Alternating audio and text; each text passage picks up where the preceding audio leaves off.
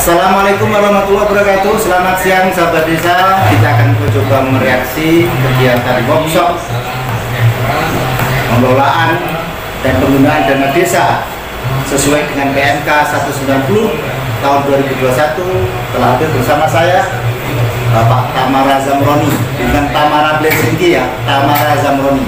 Beliau adalah TPP, beliau adalah tenaga ahli pemberdayaan masyarakat TPP Kabupaten Kediri. Hari ini dilaksanakan kegiatan workshop oleh DJBK terkait dengan pengelolaan dan penggunaan dana desa.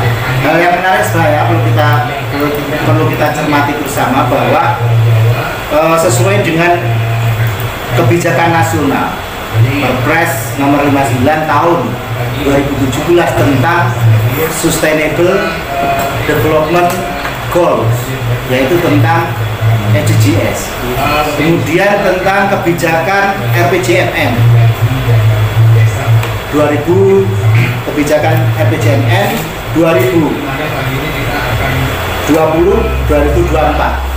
yaitu di dalam kebijakan RPJMN dijelaskan bahwa tujuan yang pertama adalah tanpa kemiskinan, kemudian tanpa kelaparan, kehidupan sehat dan sejahtera, dan keempat pendidikan berkualitas dan seterusnya. Nah, kita melihat bahwa PMK 190 ini sebagai manifestasi dari Perpres 104, khususnya pasal tentang penggunaan dana desa, 40% untuk BLT, 20% untuk ketahanan pangan laba tidak hewani, kemudian 8% untuk kegiatan penanganan COVID, dan sisanya untuk pembangunan prioritas desa lainnya. Nah, kita nanti akan coba melihat, karena bisa menjadikan referensi bagi teman-teman desa. Kita perhatikan bahwa penggunaan dana desa untuk BLT desa di sini sudah dijelaskan tentang kriteria penerima. Satu adalah keluarga miskin dan tidak mampu yang berdomisili di desa yang bersangkutan. Prioritas untuk keluarga miskin yang termasuk dalam kategori kemiskinan ekstrim. Nah, di sini ini perlu dicermati, keluarga miskin itu apa kriterianya? Nanti begitu Pak Tanya, coba nanti dibahas, kita ungkap bersama-sama. Kemudian kalau kehilangan mata pencaharian jelas. Kemudian mempunyai anggota keluarga yang rentan sakit menaun jelas. Kemudian keluarga miskin penerima jaring pengaman sosial yang terhenti sudah jelas. Kita cukup minta data selesai dari Kementerian Sosial. Kemudian keluarga miskin yang terdampak pandemi COVID ini sudah jelas. Nah, ini yang perlu kita perdalami, yaitu tentang kriteria yang nomor 1, yaitu keluarga miskin. Nah, tentunya dalam menentukan KPM berdasarkan beberapa kriteria ini perlu cara yang efektif. Bagaimana caranya untuk membuat KPM, mendaftar KPM? Ini akan bisa bersama Pak Tamara bisa untuk mencoba mengeksplor bagaimana strategi desa untuk menentukan KPM yang harus memenuhi 40% minimal berdasarkan PMK ini. Ini perlu berdasarkan. Mungkin nanti juga akan ada beberapa pertanyaan ketika jumlah warga desa itu kakaknya itu tidak memenuhi jumlah total saja, itu tidak memenuhi 40% dari DD. Nah, ini bagaimana? Apakah ini namanya sanksi atau bagaimana, atau justru kebijakan ini yang kurang tepat? Begitu Pak. Monggo silakan. Oke, terima kasih Mas Makros selaku TPP Kabupaten Kediri. Tapi sebelum berbicara tentang kriteria, saya kembali tadi yang disampaikan Mas Makros tentang SDGs. Jadi Kementerian Desa itu ada berbicara tentang SDGs itu ada 18 tujuan, yang intinya di tujuan yang pertama berkenaan dengan desa tanpa kemiskinan dan desa tanpa kelaparan sebenarnya. Nah, bertahun untuk mendukung tujuan SDGs dari 18 yang memang dikeluarkan oleh Kementerian Desa untuk mendukung program nasional dari 17 SDGs ya. Makanya serentetan perundang-undangan yang mengatur tentang penggunaan dana desa yang memang cukup menarik di poin yang pertama.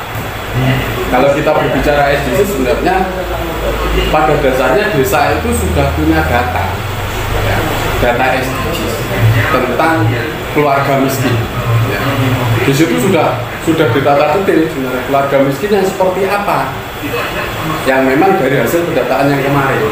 SDGs Pak, dari pendataan SDGs berarti ya? Ya, dari pendataan SDGs. Makanya SDGs itu yang perlu ditelaah, diolah, dievaluasi seperti apa sehingga muncul kriteria miskin menurut desa untuk mendukung SDGs itu sebenarnya.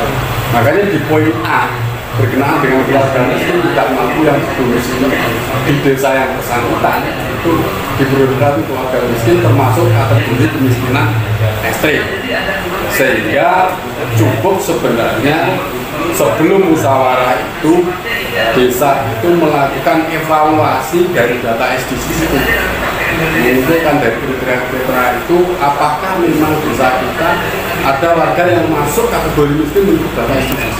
Nah, ini kemudian pertanyaan begini, di data SDGs itu kan tidak menunjukkan miskin itu, data miskin itu kan karena itu masih pendataan ya.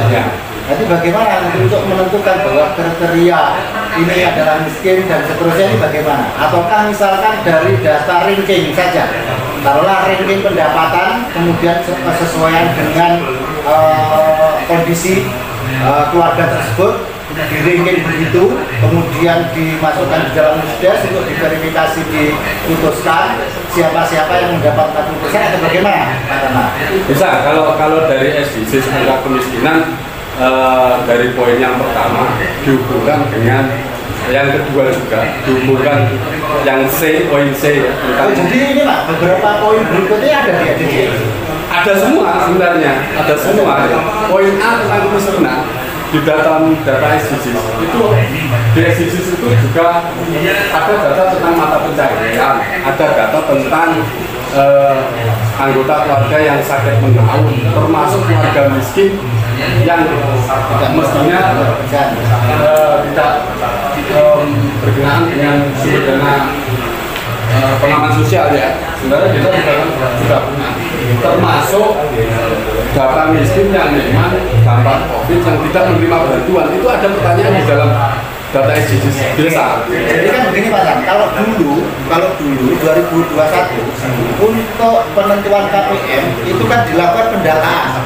Ya. Pendataan sebagai draft usulan yang akan dibawa di dalam Musdesus. Ya. Untuk tahun ini apakah perlu formatnya bisa dipastikan dengan menggunakan data SDGs ini? Kalau saya memahami, mestinya desa harus mengevaluasi data SDGs setelah data SDGs itu memang didata dengan sebaik mungkin di tahun 2021 kemarin. Tinggal dilakukan rankingan dari masing-masing item kriteria ini. Berarti seperti mudah Pak ya? Iya, mudah. Dari mata pencaharian, level yang mana menurut desa mata pencaharian itu yang miskin. Setelah itu di atasnya miskin, level kedua, level berikutnya. Nah itu nanti masing-masing kategori itu dibuat skor sehingga nanti desa bisa menentukan mana si A, si B itu miskin menurut mata pencaharian, miskin menurut ada keluarga yang sakit menaun atau tidak, termasuk ada berkenaan dengan bantuan pengaman sosial, termasuk yang tidak menerima bantuan pada saat COVID. Itu tinggal di-ranking saja sebenarnya, tinggal dibuatkan ukuran-ukurannya yang bisa ditentukan di dalam musyawarah itu. Artinya sebenarnya dengan data yang ada di desa, pendataannya di DJS, itu desa tidak perlu bingung. Iya. Untuk di dalam musdes itu cukup membuat draft usulan itu berdasarkan pengolahan data SDGs. Iya. Rankingnya berdasarkan itu. Iya. Selesai itu ya. Selesai. Kemudian kalau misalkan ada pertanyaan, tidak ada desa, tidak ada warga miskin. Dilihat dulu, berarti kan iya, dilihat dulu. Harusnya tuh dia data SDGs gitu ya. Jangan berkata tidak miskin, ada yang miskin itu, tapi dilihat dulu begitu ya. Atau misalkan begini, karena di sini tidak disebutkan kriteria keluarga miskin itu dengan seperti apa. Nah, artinya dengan ranking saja yang ada di SDGs itu bahwa ranking ekonomi terbawah itu adalah yang nanti diputuskan agar kemudian mendapatkan bantuan menjadi KPM BLT. KPM BLT. Mestinya itu. Terus jadi nanti misalkan dari mata pencairan itu ditentukan mata pencairan level paling bawah itu mata pencairan yang mana. Ya. Terus ukuran yang kedua mata pencairan level yang kedua yang apa? Ya. Sampai nanti mungkin pekerjaan yang tetap PNS. Kalau misalkan itu sudah levelnya sudah di atas. Kalau misalkan apa dari 1 miliar DD, 1 miliar berarti ada sekitar 400 juta. Ya. Itu kalau dijumlahkan KPM ada sekitar 110-an. 110-an KPM kurang lebih dari itu. Bisa 112. 110-an ya. 110 ya. Nah, artinya 110 ini sebenarnya selesai ya dengan ini selesai. Ya. Artinya di ranking yang diputuskan dalam verifikasi Musdes itu berdasarkan data IDG sudah selesai sebenarnya. Jadi tidak perlu bingung misalnya, tidak perlu bingung karena kriteria miskin itu ditentukan oleh Musdes. Hanya sebelum Musdes perlu dibuatkan juga tentang olah datanya, mengukur mata pencairan yang mana, terus pendapatan yang berapa. Berarti tidak perlu mengeluarkan uang lagi desa itu untuk melakukan pendataan. Iya, cukup mengolah data. Memang itu perlu tim. Kemudian kalau berkaitan dengan ini, yang berikutnya ini membahas tentang ketahanan pangan dan hewani. Ya. Ketahanan pangan dan hewani, ketahanan pangan, nabati dan hewani. Ini sebenarnya ada beberapa pertanyaan kemarin dari desa itu. Bolehkah ketahanan pangan dan hewani itu untuk bantuan pupuk? Kalau menurut Pak Tamara bagaimana?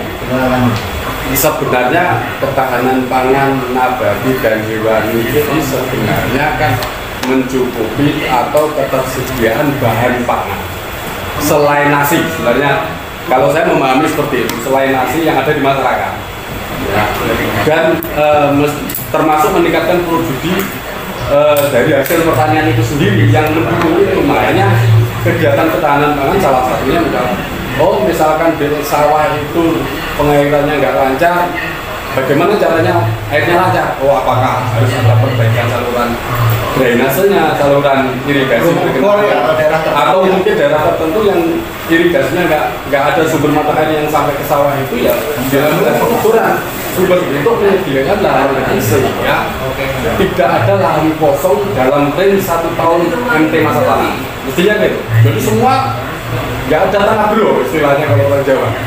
Masa begini lah, jadi bantuan kepada warga petani ya untuk bantuan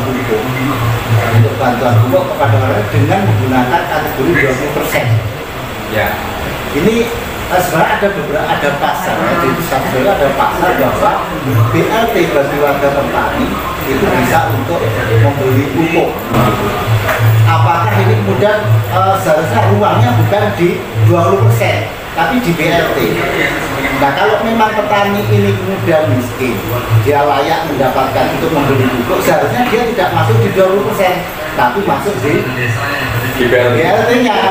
Itu petani yang miskin kan, ya, tapi dia mendapatkan BLT untuk membeli pupuk. Jadi bahasanya bukan bantuan pupuk, tapi bentuknya tetap BLT. Kalau yang 20% ini berarti tetap dalam konteks ya menyediakan sesuai dengan tujuan SDGs yang 18 tujuan dari Kementerian Desa tentang tanpa kelaparan sehingga tersedia bahan makanan. Artinya maksudnya kalau tadi itu 20% untuk digunakan untuk bantuan, janganlah berarti ditempatkan ya BLT karena sudah ada posnya di situ. Ya, seperti itu bisa digunakan untuk membeli pupuk bagi petani. Nah, tentunya kalau dipandang bahwa petani tadi itu miskin kan gitu ya. Berarti seharusnya dimasukkan di BLT, bukan dimasukkan di 20 gitu ya. Karena ada yang bertanya begitu. Oke, terkait dengan sanksi ini, itu tadi kita sudah mengetahui bahwa di pasal 32 tentang ayat 1 tentang prioritas penggunaan dana desa 2022 untuk kegiatan BLT, kegiatan ketahanan pangan dan hewani kemudian untuk penanganan COVID-19. Ketika itu tidak dilaksanakan, khususnya terkait dengan pelaksanaan BLT, apa yang kemudian dilakukan? Kalau berdasarkan ini mungkin perlu dijelaskan, Pak, bagaimana sanksi ini kemudian berdampak terhadap desa. Ini mungkin apa bisa jadi ini kemudian masyarakat dirugikan dan seterusnya. Monggo Pak Tamara. Kalau BLT ini, kalau lihat PMK 190 di pasal 51 sampai 53 sanksi BLT. Kalau desa-desa yang tidak memenuhi 40% mau tidak mau ke Jakarta akan ditransfer sesuai dengan data KPM yang akan direkam di dalam aplikasi Unspa. Jadi sesuai dengan kebutuhannya. Misalkan tidak memenuhi 40, misalkan hanya terpenuhi 10%, berarti yang ditransfer cuma hanya 10%. Nah, yang 30% masih ada di RMN, ada di artinya itu tidak berarti desa otomatis desa akan kehilangan 30%. Kalau 30% itu dari 1 miliar berarti 300 juta loh. Ya. Berarti gimana itu ya bisa ya? Ya makanya itu tergantung dari data itu tadi yang disediakan di awal. Makanya di SDGs dengan ukuran-ukuran kemiskinan tadi dievaluasi di ukuran apakah bisa memenuhi kuota 40% atau tidak. Ini yang sebenarnya untuk desa-desa yang mungkin jumlah kakaknya kecil dan dia sedang statusnya desa, terus jumlah kakaknya juga tidak begitu banyak, kuota 40% ini juga menjadi sangat bumerang untuk desa-desa yang seperti itu. Bisa jadi angka di 40% tidak akan terpenuhi, tapi bumerangnya kalau tidak terpenuhi, uangnya tidak ditransfer sebesar total 40%-nya. Artinya berarti kalau memang benar-benar di 2022 ini kemudian tidak memenuhi 40%, berarti ya berapa saja yang dianggarkan 10%, 20% atau mungkin 25%, berarti dapatnya cuma itu. Ya, sisanya masih ada di rekening kas umum negara yang tidak disalurkan ke desa karena memang data yang disajikan oleh desa berdasarkan hasil musyawarahnya ya sesuai yang tadi diajukan. Kalau 25% berarti ya dia 25%. Jadi ini kan menariknya begini, ada kata-kata sanksi ini Pak. Kata-kata sanksi mungkin ini perlu dikaji juga.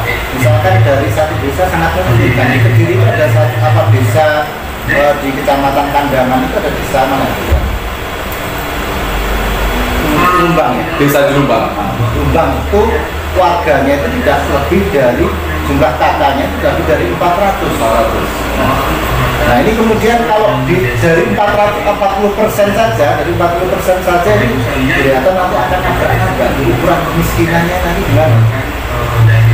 Nah, ini yang perlu. Kalau memang itu sebenarnya diputuskan di dalam musdes sudah diklarifikasi, sementara kemudian tidak mencapai 40%.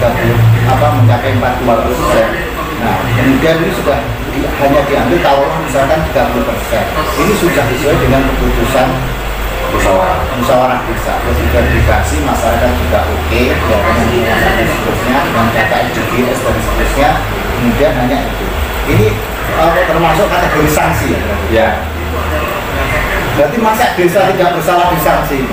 Nah ini juga cukup menarik sebenarnya. Seperti desa-desa yang seperti ini tidak hanya itu di Kediri salah satunya desa Juntang di Kecamatan Kandangan, mungkin di kabupaten lain, di provinsi lain banyak sekali desa-desa yang mungkin katanya juga cukup kecil. Sementara dalam lingkup satu desa kalau namanya di Jawa, angka kemiskinan di angka 50% itu juga agak susah juga. Mencari angka 50% itu susah.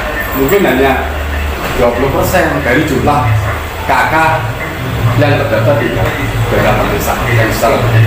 Intinya begini ya, yang jelas bahwa verifikasi tentang data kemiskinan atau data KPM BLT dengan beberapa variabel tadi itu harus dipastikan dan dikawal bahwa itu dilakukan melalui musdes dengan menggunakan pendataan desa melalui SDGs, sehingga di SDGs harus dianggarkan sekitar 30 juta, 50 juta kemarin juga benar-benar dilakukan sebagai tindak lanjut bahwa itu pembangunan di desa itu mulai dengan pendataan dan pendataan juga dilakukan dengan pendataan SDGs. SDGs itu maka digunakan sebagai dasar untuk melakukan penetapan KPM BLT, diverifikasi yang layak siapa, kemudian yang sudah mendapat bantuan yang bantuan sosial lainnya yang siapa diputuskan di ruang tes. Berikutnya tentang sanksi ini, tentang sanksi ini kalau kemudian penetapan SDG, penetapan KPM BLT-nya tidak sesuai, sebenarnya yang rugi masyarakat sendiri. Ya. Makanya sebenarnya awalnya data SDGs ini harus benar-benar baik. Ya, mulai sekarang sebenarnya desa itu harus berbicara. Data itu tiap tahun harus dilakukan update yang sebenarnya sesuai dengan yang kondisi masyarakat, sesuai dengan ukurannya, sesuai dengan kuesioner yang memang kemarin dilakukan. Berarti ini dapat berada media. Jadi bagi teman-teman desa, karena di dalam klausul sanksi tadi disampaikan oleh narasumber di klausul ini bahwa ketika kurang dari 40% maka akan dilakukan realokasi. Jadi duit yang jatahnya untuk kemiskinan di desa A itu dikasihkan tetangga yang beda, yang diatur dengan regulasi. Nah, berikutnya berkaitan dengan 8% penanganan COVID. Nah, ini kemudian perlu dijelaskan juga bahwa 8% ini sangat mungkin tadi dibahas juga 8% ini sangat mungkin itu kemudian tidak karena desanya memang tidak zona merah, tidak zona kuning, sehingga beberapa bulan duit itu kemudian kalau dianggarkan 8% itu kan tidak ada manfaatnya bagi masyarakat itu. Atau mungkin karena faktor pencegahan dan seterusnya itu mungkin bisa dilakukan oleh masyarakat juga bisa melakukan itu. Nah, bila berdasarkan paparan tadi itu bisa ke 8% itu setelah 3 bulan penganggaran itu bisa direalokasikan dengan catatan tidak menghabiskan persentase. Bagaimana kemudian untuk menjelaskan kepada sahabat desa biar kemudian tidak gagal paham? Yang pertama yang sebenarnya perlu dipahami, intinya ikutin aturan ketentuan peraturan perundang-undangan pasal itu Permenkes atau Permenkes 109 tentang porsi-porsi itu dulu di dalam penetapan APBD, terutama yang terakhir ini prioritas yang terakhir untuk 8% COVID ini harus muncul di APBD 8% dulu. Sampai seperti apa kita kan nggak tahu ke belakang kejadian di desa itu seperti apa. Intinya pada saat nanti ada stagnan bisa dilakukan perubahan APBD sehingga yang 8% dikurangi, tapi jangan sampai dihabiskan atau nol, karena tahun anggaran itu namanya Januari sampai Desember bisa dikurangi ya, intinya tidak nol. Kalau 0,001 ya juga tidak habis Pak. Nah itu kan, tapi kan yang rasional artinya itu kebutuhan masyarakat itu di masyarakat desa kan tidak hanya satu kakak atau satu orang, itu kan banyak penduduk. Nah banyak penduduk kan dilihat aktivitasnya kan juga tidak hanya berdiam di situ saja, berinteraksi dengan semua masyarakat di dalam lingkup desa, antar desa, kecamatan, kabupaten dan lingkungan. Nah ini perlu juga dilakukan antisipasi sehingga tetap yang 8% ini mestinya ada perhitungan. Paling tidak pencegahan ya sosialisasi, mungkin sosialisasi tidak hanya pada saat COVID-nya menajak dilakukan sosialisasi pencegahan ini, apalagi pada saat posisi hari ini COVID ini seakan-akan bilang orang sudah jarang memakai masker, kadang di kondisi umum tidak melakukan pakai masker. Dan itu kan perlu dilakukan sosialisasi, penyadaran lagi, diingatkan lagi. Nah ini kan itu biaya. Intinya bagi desa yang sudah zero atau hijau benar-benar hijau. Nah, cuma begini, yang menentukan desa itu kemudian sudah hijau, masih kuning, atau masih dalam kondisi agak parah kuning atau merah, ini siapa yang menentukan ini? Yang menentukan penentuan ukuran itu? Ya. Di tahun 2021 di Permenkes dulu termasuk ada instruksi Mendagri, kan ada ukuran-ukuran tentang yang terjangkit terpapar, itu kan ada ukuran masuk zona merah, oranye, kuning atau hijau. Nah, ini sebenarnya saya yakin desa sudah di pemerintah desa sudah paham itu. Ya. Kalau desa saya kena terpapar Atau begini, di desa itu kalau di level kabupaten yang menentukan itu kan kabupaten oleh satgas kabupaten. Jadi kalau di desa oleh satgas Satgas desa, desa. itu ditegaskan. Jadi dikatakan oh desa saya sudah hijau maka ini kita lakukan. Nah, tapi data hijau ini penegasan tentang hijaunya ini siapa yang melakukan? Yang melakukan adalah satgas di tingkat kabupaten. Tapi tidak ada salahnya satgas desa pada saat sudah ada terpapar melakukan antisipasi sebelum ada penetapan secara definitif. Karena COVID ini kan barang nggak kelihatan. ya. Kalau nggak segera dilakukan antisipasi, jangan sampai menunggu kebijakan kabupaten. Artinya begini, berarti data hijau di desa, data hijau desa ini menunggu keputusan dari kabupaten, satgas kabupaten, Ya. bahwa desa A di wilayah Kabupaten Kediri taruhlah itu masuk kategori hijau, maka 3 bulan setelah penganggaran itu bisa direalokasikan kepada kegiatan lainnya. Oke, terima kasih.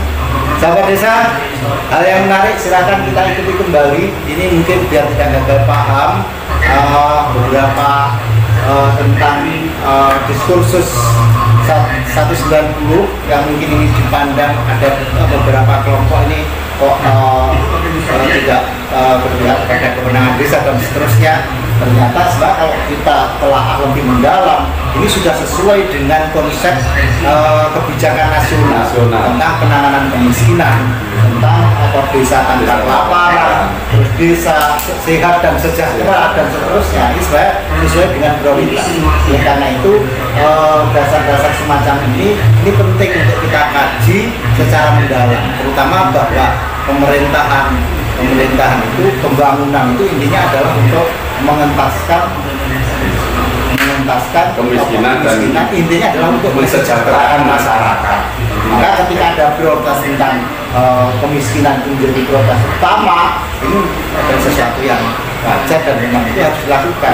Sebab kalau dalam konteks agama, Pak, menurut saya dalam konteks agama, tahukah bahwa orang-orang yang mendustakan agama, yaitu orang-orang yang tidak peduli kepada anak yatim dan tidak memprioritaskan penanganan kemiskinan.